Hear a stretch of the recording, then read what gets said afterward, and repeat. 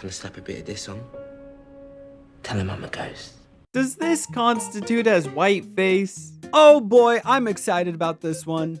I am a huge fan of Edgar Wright. There's a reason why the first of my film video essays was an Edgar Wright film. Frankly, aside from his no-budget film, I just don't think the dude ever misses. And when I say he doesn't miss, I don't mean like all of his movies are like pretty good. I think like all of his movies are fantastic. And Last Night in Soho is no exception to this, which feels like a hot take. I feel like there's not a lot that I've seen online talking about Last Night in Soho, but I feel like when someone is talking about it online, it's not very good. It's not very well received. I feel like the main ones I can think of are feminists who did not like the female characters in this movie. But it's okay because I'm base. I don't restrict myself to PC culture. But hey, I can agree with these women. You know why? Because I'd much rather there not be women in this movie. I'd rather it be about dudes. You think I want to watch a movie with women as the leads? Ew. Disgusting. No, but seriously, I think the characters are really good. I guess that's where we're starting with. I think the characters are really well written. I feel like they fulfill their narrative need pretty well.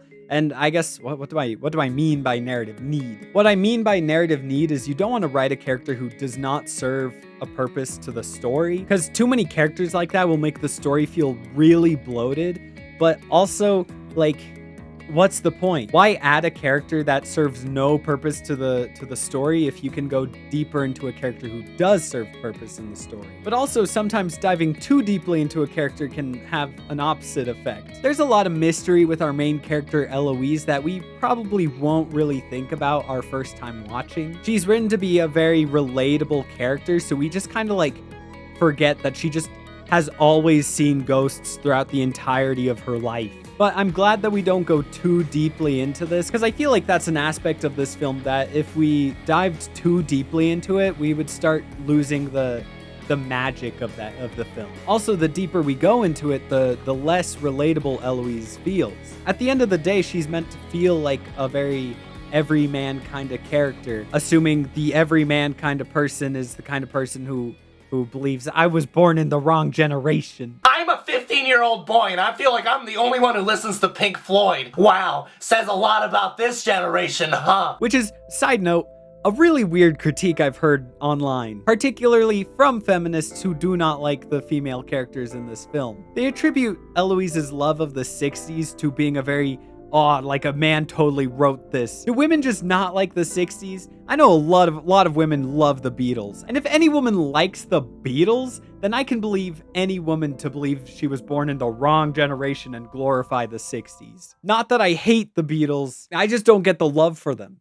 I just don't get it. Aside from a couple songs, I don't get the whole appeal. I'm more of a Beach Boys kind of guy, I guess. But I do think Eloise's character brings this also like interesting thematic sort of question, right? Of how should we view the past? Because we have this character who is glorifying the past, and the whole movie is about her seeing the darker sides or the less pleasing parts of the past. And it brings up some interesting questions of like how should we view the past? Should we have reverence to it for bringing us to where we are now? Should we be critical of it because of how bad it was? Should we assume that we are any better today than we were back then? And I think these questions are something that gives the film some outside of viewing time weight, if that makes any sense.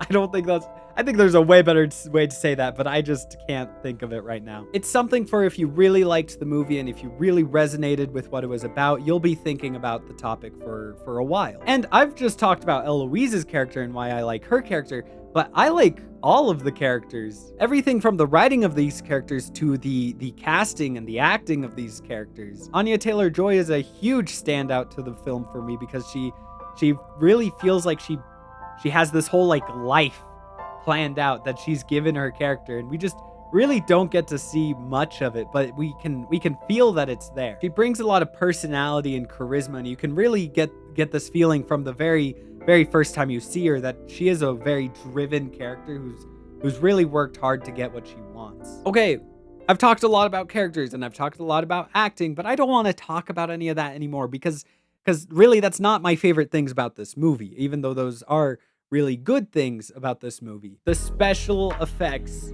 are crazy. For example, this dance scene, one of my favorite dance scenes in any movie. There are only 2 cuts throughout this whole dance scene. And what makes that crazy is the type of shot this is. This is meant to look like a one take, and on top of that, like usually a one take will have some pretty easy spots to where you can notice like, oh, they probably did a cut here, or they did a cut here, because it would be easy to mask that. But here it looks like a real difficult challenge to actually mask that unless the camera operator did things perfectly. The camera operator would need to film the exact same way that they did before, and apparently they did. A lot of people think that there's some nifty edits going in here, but in truth, this is one uninterrupted Steadicam take. But there's one little addition rather than a cut, which basically we did by repeating the Steadicam move at exactly the same place. But it's not a motion control shot because it's such a long Steadicam shot. Our amazing camera operator, Chris Bain, has just basically repeated the same move. A lot of people are saying, wait, how did you do that? Is it motion control? Is it green screen? It's neither. It's basically having a absolutely shit-hot camera operator who can replicate the move. Which is insane to me. But what makes the scene extra special is that that's the only 2 cuts. The rest of the times that Anya Taylor-Joy and Thomasin McKenzie are switching is through Texas switches. It's very practical. And it's kind of funny to watch the behind the scenes of it. Not to mention all the different mirror effects. Edgar Wright has talked about a couple of these for different videos he's done for different people. And it really goes to show how many different ideas they had to get for how to actually get this thing made. It's not just as simple as, okay, we need all the shots to be like rooms that are like double rooms where we have Anya Taylor-Joy on one side and Thomasin McKenzie on the other, and then we'll just get those Harry Potter twins to come out. Sure, that's what happened for that shot. But this shot, they had to use half of a mirror, and then they had to use a green screen behind Thomasin McKenzie, and then they just had to use some CGI to make it look like a full mirror and add the background, which is insane. And then I start to wonder, like, okay, but what about this shot? You know, how did they get that one done? Probably a pretty easy solution. I'm just too lazy to actually read. But beyond just that, like, I think there's a lot of other really cool effects throughout the film. Edgar Wright is known for really good transitions, and this film is no exception. Really, none of his films are, but especially this one has some really strong transitions throughout the film. There's also these really cool camera effects that I want to learn how to do, that I may want to try for a video sometime. Sneak peek. Or spoiler, I don't know. I just really like this visual effect of things that are like circling around, and I think that's used in really interesting ways throughout this film. I like the uses of colors. I like all the neon. I love how you can tell that she's in a dream section because the red light keeps flashing instead of the red, white, and blue light. Just visually, this movie is fantastic, and its story is so good. Edgar Wright is so incredibly good of making you think you got the plot twist, of making you think you beat the movie, but then going, nuh-uh, here's the real plot twist. And then you're like, how did I not see the foreshadowing? How did I not see that she was literally looking at these missing persons who were literally the pimps? Or maybe not the pimps, but like the people she killed. She saw her missing posters when she was looking for her. You know? I didn't make that a very clear sentence to listen to. Or the fact that when Eloise tries to leave, she's hearing Celine Black, or what was that? Was her name Celine Black? But like, that's a callback.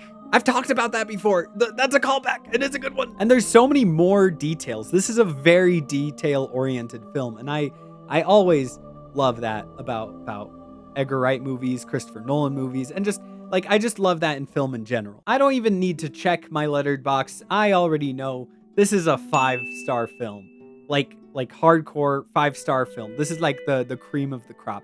And that's, you know, call me biased, call me a fanboy or whatever, but I'd say every Edgar Wright just solidly stand on that five-star range. This is truly a great movie that I feel like does not get the credit it deserves.